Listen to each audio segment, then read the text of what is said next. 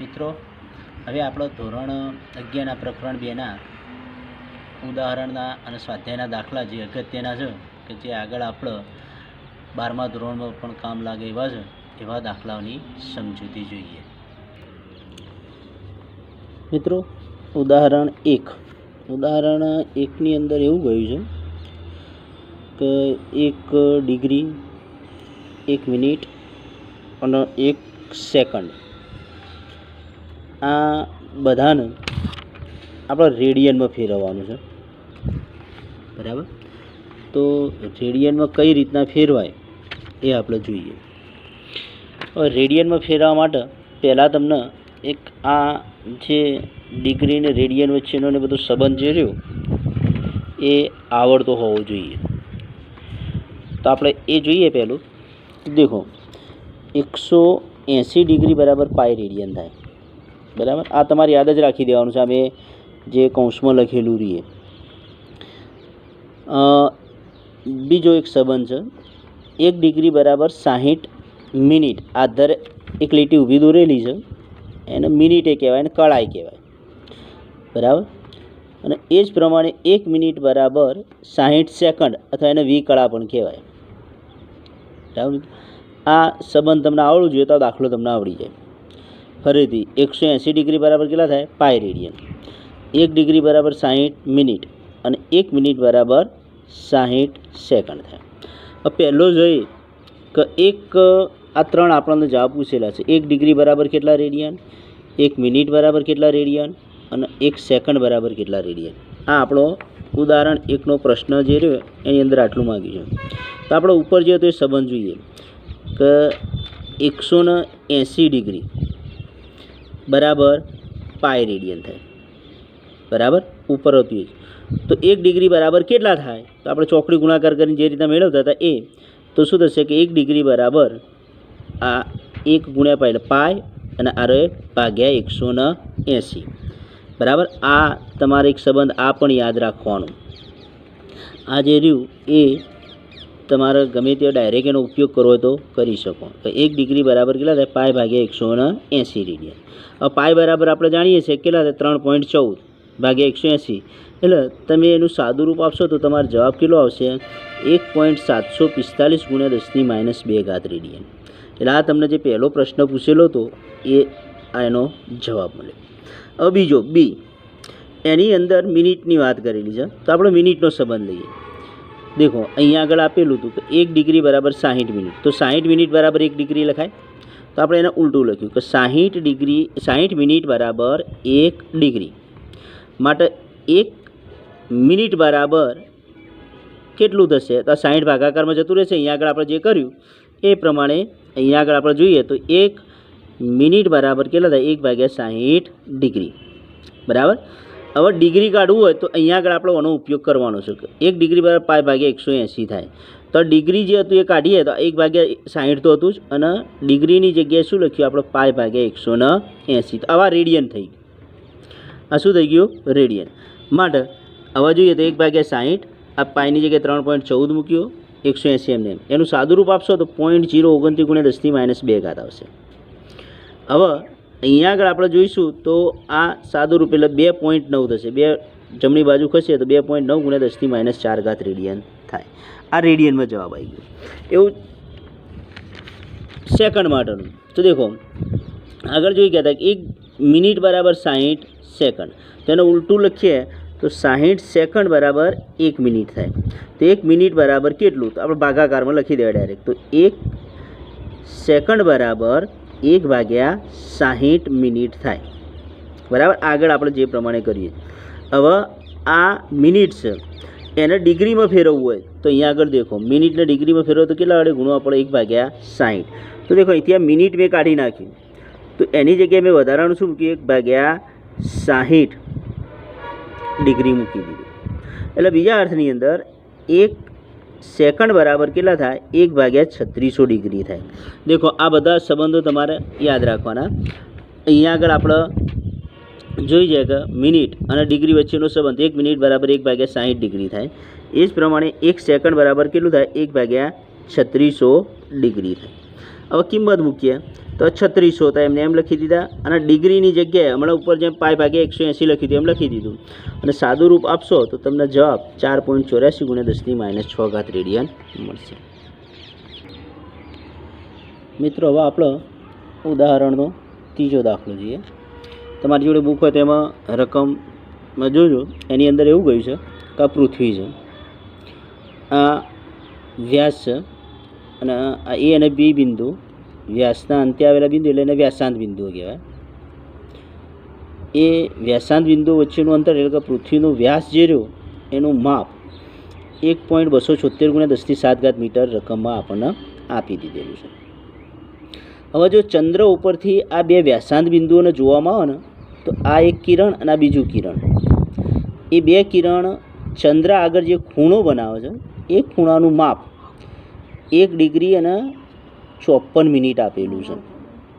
1 degree અને 54 minute, બરાબર. તો કહે છે ચંદ્ર અને પૃથ્વી વચ્ચેનું અંતર એટલે કે આ આપણે જોડી દઈએ તો આ ડી જે રહ્યું એ આપણે માપવાનું છે, બરાબર. હવે એના માટે પહેલાં આપણે આ જે રહ્યું ને એ બે સંબંધો ભેગા આપેલા છે, ડિગ્રી અને મિનિટ, તેને એક જ સંબંધ એટલે કે ડિગ્રીમાં આપણે ફેરવી દઈએ. તો દેખો પહેલાં 1 ડિગ્રી અને 54 મિનિટ. હવે ડિગ્રી એટલે કેટલી થાય? 60 મિનિટ થાય. તો 60 + 54 આપેલી હતી એટલે ટોટલ કેટલું થશે? 114 મિનિટ. હવે મિનિટમાંથી ડિગ્રીમાં જુઓ તો આપણે જાણીએ છીએ કે 1/60 વડે ગુણવું પડે. આગળના દાખલામાં આપણે જોઈ ગયા હતા. અને એ ડિગ્રી કાઢવું હોય એટલે અહીંયા આગળ આપણે મિનિટ કાઢીને એની જગ્યાએ શું મૂક્યું? 1/60. હવે ડિગ્રી કાઢીને એને રેડિયનમાં, દાખલામાં કોઈ પણ ખૂણો આપેલો હોય એનું માપ ડિગ્રીમાં આપેલું હોય, મિનિટમાં આપ્યું, સેકન્ડમાં આપ્યું, તો એના આપણે રેડિયનમાં ફેરવીને પછી જ એની કિંમત સૂત્રમાં મૂકવાની. આ બાબત ખાસ ધ્યાન રાખજો. તો અહીંયા આગળ જોઈએ તો આ ડિગ્રી હતું એના આપણે રેડિયનમાં ફેરવા માટે π/180 વડે ગુણવા પડે. એટલે હવે આપણે જે થીટા હતો એ શામાં આવી ગયો? રેડિયનમાં આવી ગયો. હવે 10મા ધોરણમાં આપણે જોઈ ગયા હતા કે ખૂણો બરાબર ચાપ ભાગ્યા ત્રિજ્યા થાય. આ અંતરો ખૂબ મોટા છે એટલે ચાપની જગ્યાએ વ્યાસ લઈએ તો ચાલે. તો દેખો ખૂણો બરાબર ચાપ એટલે અહીં આગળ વ્યાસ લીધો, એનું માપ આપણને બી આપીશું, અને ત્રિજ્યા એટલે અહીંયા ડી થશે અંતર, એ ડી લખી દઈએ. આપણે ડી શોધવાનો છે તો એને કરતાં બનાવી દઈએ તો ડી બરાબર b/θ. હવે બીની કિંમત આપણને જે આપી હતી એ 1.276 × 10⁻⁷ ભાગ્યા થીટા. હવે બરાબર ધ્યાન રાખજો, આ જે કિંમત મૂકી છે એ નીચે છેદમાં થીટા છે અને એની જગ્યાએ આપણે લખવાના છે આ જે કિંમત આવી રેડિયનવાળી તો 114, બરાબર. પછી 1 નહીં લખ્યા ચાલશે, અને પાઈની જગ્યાએ કેટલા લખીએ? 303.14. હવે એનાય ભાગાકારમાં પાછું આપણે ભાગ્યામાં લખવાનું, તો આ એનાય ભાગાકારમાં એ કયો જશે? ઉપર જતું રહેશે. ભાગાકારની ભાગાકારમાં આવે ઉપર, એટલે આ 60 અને 180 હતા ક્યાં જતા રહેશે? ઉપર. એટલે 60 × 180 આપણે ઉપર લખી દઈએ. હવે આગળ મેં તમને સમજાવ્યું તેમ કેલ્ક્યુલેટરની મદદથી આપણે શું કરવાનું? 1.276 × 60 × 180 ભાગ્યા 114 ભાગ્યા 3.14 લેવાનું, અને એનું સાદું રૂપ આપીશું આપણે તો 38.498 × 10⁻⁷ આવે છે. અને આ પોઈન્ટ ડાબી બાજુ ખસાડીશું એટલે ઘાતાંક વધશે એટલે 3.85 × 10⁸ મીટર જવાબ આપણને મળશે. મિત્રો ઉદાહરણ 4 જે રહ્યું એ ઓના જેવું જ છે એટલે એ આપણે ગણતા નથી, તમે જાતે ટ્રાય કરજો. મિત્રો હવે આપણે ઉદાહરણ 2.7 જોઈએ.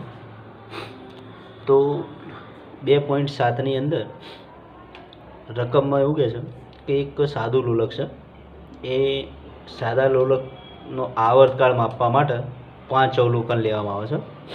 હવે આવર્તકાળ માટેની સંજ્ઞા કેપિટલ ટી છે.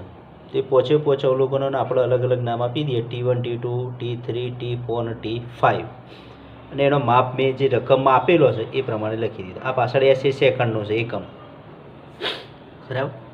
હવે આપણે એની અંદર તમને 3 ત્રુટિ શોધવાની કીધી છે: નિરપેક્ષ ત્રુટિ, સાપેક્ષ ત્રુટિ અને પ્રતિશત ત્રુટિ. તો પહેલાં નિરપેક્ષ ત્રુટિની વાત કરીએ આપણે. મિત્રો ખાસ ધ્યાન રાખજો કે નિરપેક્ષ ત્રુટિ શોધવી હોય તો પહેલાં આપણે સરેરાશ મૂલ્ય શોધી દેવું પડે. આપણે અહીંયા આવર્તકાળ માટે વાત કરીએ છીએ તો આવર્તકાળનું સરેરાશ મૂલ્ય શોધવું પડે. તો આવર્તકાળનું સરેરાશ મૂલ્ય એને ટી બાર વડે લખાય. અને વંચાઈશું ટી બાર, એનો અર્થ એવો થાય કે આવર્તકાળનું સરેરાશ મૂલ્ય. આગળ આપણે ભણી ગયા છીએ કે સરેરાશ શોધવું હોય તો જેટલા અવલોકનો એમનો સરવાળો કરવાનો અને ભાગ્યા અવલોકનોની સંખ્યા. એટલે અહીંયા આગળ આપણે 5 અવલોકન હતા તો 5 અવલોકનનો ઉપર સરવાળો કરી દઈએ અને ભાગ્યા 5 લખી દઈએ. આ બધાની કિંમત આપણે અંદર મૂકી અને સાદું રૂપ આપીએ તે આપણને જવાબ કેટલો મળે છે? 2.62 સેકન્ડ. મિત્રો અહીંયા સેકન્ડ લખવાનું ભૂલવાનું નહીં, એકમ. જો એકમ આવતો હોય તો એકમ લખવાની આદત પાડી જ દેવાની, નહીંતર પરીક્ષામાં એના માર્ક્સ કપાશે. તો આપણે નિરપેક્ષ ત્રુટિ શોધવા માટેનું પહેલું કામ બતાવી દીધું, સરેરાશ મૂલ્ય શોધવું. એને એનું સાચું મૂલ્ય પણ કહેવામાં આવે છે. હવે નિરપેક્ષ ત્રુટિ શોધવા માટે બીજું સ્ટેપ કે આપણે જે અવલોકનો હતા ને બધા, એ દરેક અવલોકનમાં મળતી ત્રુટિ શોધવાની છે. આપણે દરેક અવલોકનમાં મળતી નિરપેક્ષ ત્રુટિ એને કહેવાય. તો પહેલા અવલોકનમાં મળતી નિરપેક્ષ ત્રુટિ એમાં પણ આપણે એનું ધન મૂલ્ય લેવાનું છે, એટલે એને મેં માનાંકમાં લખ્યું છે, બરાબર. એટલે ડેલ્ટા T1, આ ડેલ્ટા એ નિરપેક્ષ ત્રુટિની સંજ્ઞા છે, બરાબર. આ પહેલા અવલોકનમાં આવતી નિરપેક્ષ ત્રુટિ એટલે ડેલ્ટા T1 બરાબર એનું સૂત્ર T1 - T બાર. T બાર - T1 લખો તો પણ ચાલે. હવે T1 બરાબર કેટલા હતા આપણે? 2.63 છે, ઓછા T બાર સરેરાશ 2.62 આવ્યું. તો 2.63 2.62 જશે એટલે 0.01 સેકન્ડ લખવાનું, પાછું જોડ્યો એકમ લખવાનું ભૂલવાનું નહીં. એટલે આપણને પહેલાં અવલોકનમાં મળતી નિરપેક્ષ ત્રુટિ મળી ગઈ. એ જ પ્રમાણે બીજા અવલોકનમાં મળતી નિરપેક્ષ ત્રુટિ એટલે ડેલ્ટા T2 અને ધન મૂલ્ય લેવાનું એટલે માનાંક મેં લખેલું છે. એનું સૂત્ર શું થશે? અહીંયા T1 - T બાર હતું, અહીંયા T2 - T બાર આવશે. આ T બાર દરેકમાં આવશે, બરાબર. જે અવલોકન હોતા હશે એનું અહીંયા માપ લખવાનું એટલે T2 - T બાર. T2ની કિંમત આપણે હતી 2.56, આ 2.62 એટલે એ જવાબ આવશે -0.06, પણ માનાંક લઈએ છીએ એટલે +0.06 સેકન્ડ થઈ જાય. મિત્રો ખ્યાલ આવી ગયા? એ T3 ડેલ્ટા T3 શોધવું હોય તો શું કરવું પડશે? T3 - T બાર. પણ હવે હું એ ડાયરેક્ટ જવાબ લખી દઉં છું, એ તમારે જાતે ગણતરી, એ તમારે ગણતરીમાં લખવું પડે. હું અહીંયા લખતો ડાયરેક્ટ જવાબ લખી દઉં છું, એ તમારે જાતે પ્રેક્ટિસ કરવાની. તો એ તમને જવાબ મળશે 0.20 સેકન્ડ. ડેલ્ટા T4 તમને મળશે T4 અને T5 એ 0.09 સેકન્ડ મળશે અને ડેલ્ટા T5 એ 0.18 સેકન્ડ મળશે, બરાબર. એટલે આપણા બીજું સ્ટેપ પણ અહીંયા આગળ પૂરું કર્યું. હવે આપણે જે સરેરાશ નિરપેક્ષ ત્રુટિ શોધવાની છે એ, તો સરેરાશ નિરપેક્ષ ત્રુટિ તો હમણાં જેમ સરેરાશ શોધ્યું એમ જ એને શું લખીશું? ડેલ્ટા T બાર.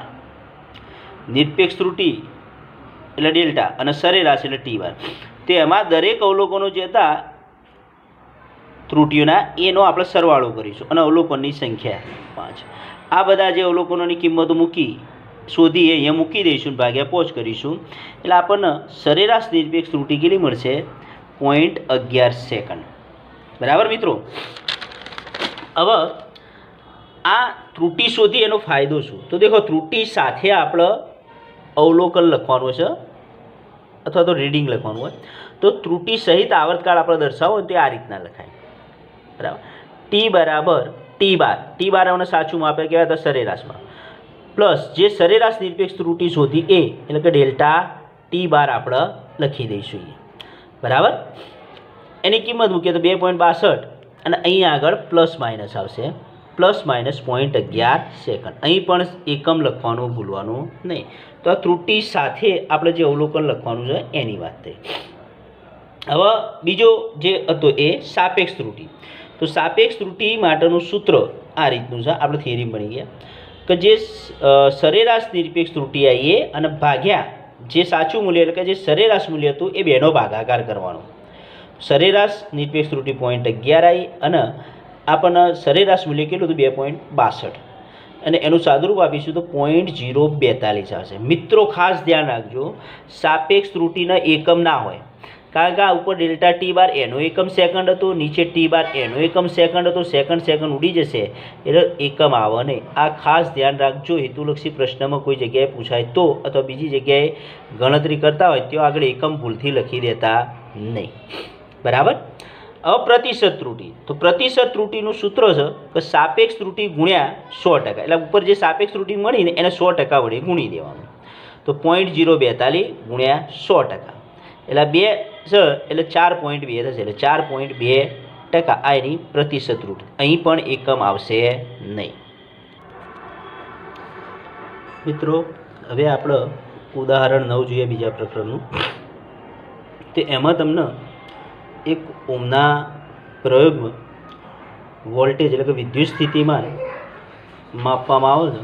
તો એ માપ 100 ± 5 વોલ્ટ મળે છે અને પ્રવાહ જે રહ્યો એ 10 ± 0.2 એમ્પિયર મળે છે. તો કહે છે અવરોધ જે રહ્યો એ અવરોધમાં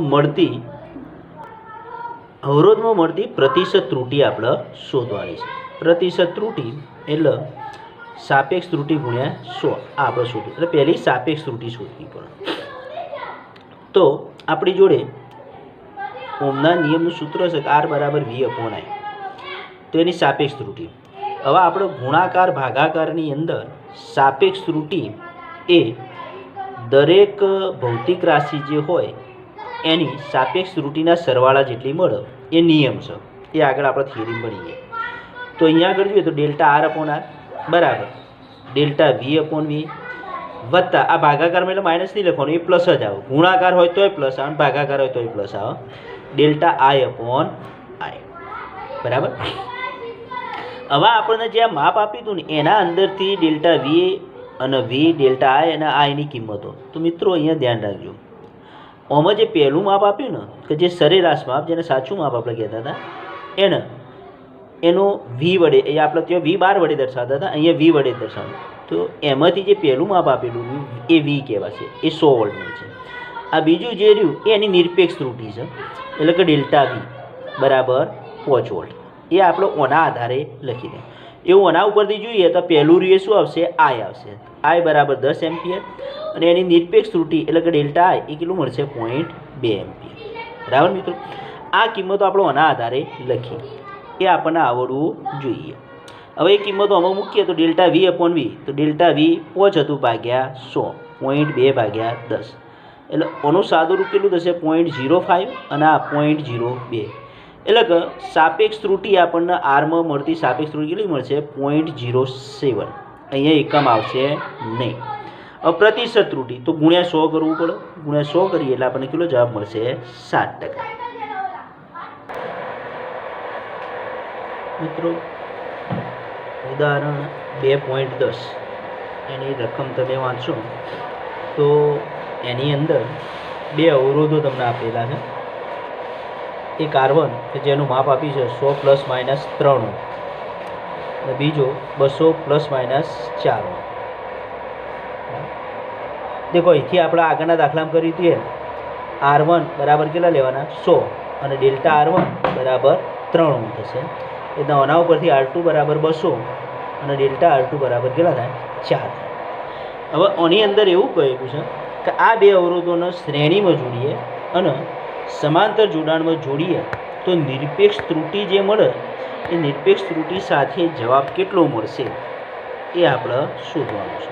બરાબર. ફરીથી આ અવરોધોને શ્રેણીમાં અને સમાંતરમાં જોડીએ ત્યારે જે પરિણામ મળે એ પરિણામમાં મળતી નિરપેક્ષ ત્રુટિ હોય એ નિરપેક્ષ ત્રુટિ સાથે આપણે જવાબ લખવાનો છે. તો પહેલું સમાંતર જોડાણ જોઈએ. તો મિત્રો સમાંતર જોડાણ માટે આપણે S સંજ્ઞા રાખીએ તો RS બરાબર સમતુલ્ય અવરોધ શોધવા માટેનું સૂત્ર આ રીતનું છે, R1 + R2. આ સૂત્ર તમે આગળ અભ્યાસ કરશો એટલે તમારે આવશે. હાલ તમારે એને યાદ રાખી લેવાનું. RS બરાબર R1 + R2 થાય. આપણને રકમમાં આપેલું છે. તો R1 બરાબર 100 હતા, R2 બરાબર 200 એટલે 300 મળે. એટલે સમાંતરમાં જોડીએ તો સમતુલ્ય અવરોધ આપણને પરિણામ કેટલું મળશે? 300 મળશે. પણ એની અંદર ત્રુટિ આવશે. તો એ ત્રુટિ કેટલી હશે? તો નિરપેક્ષ ત્રુટિ. તો નિરપેક્ષ ત્રુટિ આગળ આપણે થિયરીમાં ભણી ગયા કે સરવાળા બાદબાકી હોય ત્યારે જે નિરપેક્ષ ત્રુટિ રહે ને એ દરેક અવલોકનની નિરપેક્ષ ત્રુટિના સરવાળા જેટલી થાય. સરવાળો હોય બાદબાકી હોય પણ નિરપેક્ષ ત્રુટિઓનો શું કરવાનો? સરવાળો. તો ડેલ્ટા આરએસ એટલે જે અંતિમ પરિણામ મળે છે એમાં મળતી કુલ ત્રુટિ નિરપેક્ષ ત્રુટિ એ કેટલી થશે? તો પહેલા અવલોકનમાં મળતી નિરપેક્ષ ત્રુટિ એટલે ડેલ્ટા આર1, બીજા અવલોકનમાં મળતી નિરપેક્ષ ત્રુટિ ડેલ્ટા આર2, બેનો સરવાળો. હવે એ આપણને કેટલી હતી? 3 અને 4 એટલે ટોટલ કેટલી મળશે? 7. આ આપણને શ્રેણી જોડાણની અંદર જે ત્રુટિ મળે છે એનું માપવું. હવે ત્રુટિ સાથે આપણે લખવું હોય આ બધું જેમ ત્રુટિ R1 અવલોકન ત્રુટિ સાથે લખેલું હતું એવી રીતના આ શ્રેણી જોડાણનું સમતુલ્ય માપ રહ્યું એ ત્રુટિ સાથે લખવું હોય તો શું લખાય? RS વત્તા ડેલ્ટા RS. RS કેટલું હોય? 300 અને પ્લસ માઇનસ 7 ઓમ આપણને જવાબ મળશે. બરાબર મિત્રો, આ શ્રેણી જોડાણની વાત થઈ. હવે સમાંતર જોડાણ. તો જે રીતના શ્રેણી જોડાણમાં સરવાળા સમતુલ્ય અવરોધ માટેનું સૂત્ર આ હતું એવી રીતના સમાંતર જોડાણમાં સમતુલ્ય અવરોધ માટેનું સૂત્ર આ છે. સમતુલ્ય અવરોધના આપણા સમાંતર જોડાણમાં આરપી વડે દર્શાવીએ તો એમાં બે જે માપ હતો એનો ગુણાકાર અને ભાગ્યા બેનો સરવાળો કરવાનો. આ પણ તમારે યાદ રાખવું. તો કિંમતો મૂકી દઈએ આપણે અને સાદું રૂપ આપીશું તે આપણને કેટલું મળશે? 66.7. જે રીતના અહીંયા આગળ આપણને RS મળ્યું હતું એમ અહીંયા આરપી આપણને કેટલું મળ્યું? 66.7. બરાબર મિત્રો. હવે એની અંદર આવતી નિરપેક્ષ ત્રુટિ. તો દેખો આ સૂત્ર રહ્યું એ કેવી રીતે એમાં તમારે બેલ પડવાનું નથી, આ આપી જ દીધેલું છે રકમમાં તમને. તો સમાંતર જોડાણ માટે સૂત્ર આ રીતે delta RP upon RP square બરાબર પહેલાં અવલોકનમાં એવી રીતના લખો delta R1 upon R1 square વત્તા delta R2 upon R2 square. આપણે નિરપેક્ષ ત્રુટિ શોધવાની છે. આરપીમાં મળતી નિરપેક્ષ ત્રુટિ એટલે ડેલ્ટા આરપી. તો ડેલ્ટા આરપી બરાબર તો આ સામે જશે એટલે કયો જશે? ગુણાકારમાં. એટલે આરપી સ્ક્વેર મેં ગુણાકારમાં લખી દીધો અને આખું પદ કૌંસમાં લખી દીધું. એમાં કિંમતો મૂકી બરાબર. આ 3 નીચે 100નો વર્ગ છે, 4 200નો વર્ગ. દેખો આ 100નો વર્ગ એટલે 10⁴ થાય. અહીંયા આગળ 200નો વર્ગ એટલે 2નો વર્ગ 4 કર્યો અને 2 શૂન્ય હતી એટલે 10⁴ થાય. આ 4 4 ઉડી જશે. આ 3 ગુણ્યા 10 આ ઉપર જશે એટલે ઘાતાંક કેટલી થઈ જાય? માઇનસ થઈ જાય. આ 4 4 ઉડી જાય એટલે 1 અને આ ઉપર જશે એટલે -4 થશે. આગળનું પદ એમ નહીં. હવે આ દેખો અહીંયા સરવાળો કરવાનો છે. આગળ આપણે જોઈ ગયા હતા તો સરવાળા બાદબાકીમાં ઘાતાંકવાળા પદ રહી એની ઘાતાંક સરખી હોવી જોઈએ. 10⁻⁴ 10⁻⁴ છે. તો સીધો સરવાળો કરીએ તો 3 વત્તા 1 એટલે કેટલા થાય? 4 ગુણ્યા 10⁻⁴. હવે આ આપણે બેનો 66.7નો વર્ગ છે એટલે 2 વાર કરવાનો. 66.7 ગુણ્યા 66.7 ગુણ્યા 4 એટલે આપણને મળશે 17,795.56 અને ઘાતાંકવાળું પદ હતું. -4 છે એ કાઢીએ તો પોઈન્ટને ડાબી બાજુ ખસેડવો પડે એટલે 1.77 એટલે કે 1.8. એટલે હવે આપણે આ ત્રુટિ સાથે લખવું હોય તો આરપી વત્તા ડેલ્ટા આરપી જેમ અહીંયા આગળ આપણે લખેલું હતું એમ તો આરપી આપણને કેટલા મળ્યા હતા? 66.7 અને ડેલ્ટા આરપી આપણને મળે 1.8. આ એનું સાચું થશે. મિત્રો ઉદાહરણ 2.11 એની રકમ મેં સહેજ ચેન્જ કરી છે. તમને એક બીજો વધારાની માહિતી મળી ગઈ માટે તો એક ભૌતિક રાશિ છે ઝેડ એ આ સૂત્રની મદદથી મળે છે. એની 4 ઘાત બીની 1/3 ભાગ્યા તમારું વર્ગમૂળમાં સી નથી આપ્યું, એકલું સી આપ્યું, મેં વર્ગમૂળમાં સી કર્યું અને ડીની 3/2 ઘાત છે. તો આ ઝેડમાં મળતી અને ગુણાકાર ભાગાકાર હોય એટલે સાપેક્ષ ત્રુટિ મળે.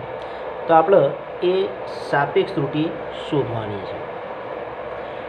તો ઝેડમાં મળતી સાપેક્ષ ત્રુટિ શોધતા પહેલાં અહીંયા આગળ એક ખાસ ધ્યાન રાખવાનું કે વર્ગમૂળનું ચિહ્ન કાઢીએ ને તો એના ઘાતાંકમાં લખવું હોય તો 1/2 ઘાત લખાય. ધ્યાનથી જોજો. આ વર્ગમૂળનું ચિહ્ન મેં કાઢી નાખ્યું અને એને ઘાત સ્વરૂપે લખ્યું તો કેટલું લખ્યું? 1/2. બરાબર. બાકી બધું એમનું એમ છે. હવે ડેલ્ટા ઝેડ અપોન ઝેડ.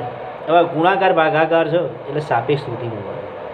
સાપેક્ષ ત્રુટિમાં આપણે ખબર છે કે ઘાતાંક હોય ને એના આગળ મૂકી દેવાનું થાય. તો એની સાપેક્ષ ત્રુટિ 4 ઘાત છે 4 આગળ મૂકી દીધી અને એની સાપેક્ષ ત્રુટિ કેટલી થાય? ડેલ્ટા એ અપોન વત્તા આ બીની સાપેક્ષ ત્રુટિ 1/3 ઘાત છે તો પહેલાં મૂકી દેવાનું અને એની સાપેક્ષ ત્રુટિ ડેલ્ટા બી અપોન એવી રીતના આ નીચે છેદમાં છે એટલે માઇનસ નહીં લખવાનું.